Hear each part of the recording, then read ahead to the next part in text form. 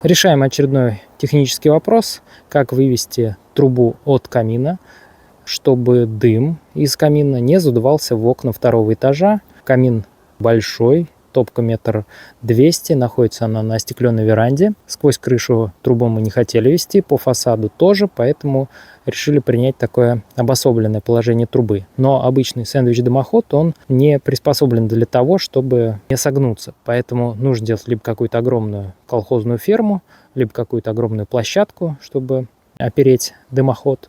Но все это визуально не подходит к этому дому, поэтому придумали техническое решение. Из стены выходит дымоход диаметром 350 мм, затем он поднимется вверх, практически до парапета, даже чуть выше. Чтобы дымоход не сдуло ветром, сначала закрепляем к стене мощными анкерами металлическую трубу, и она играет роль несущей мачты, к которой затем уже крепится дымоход.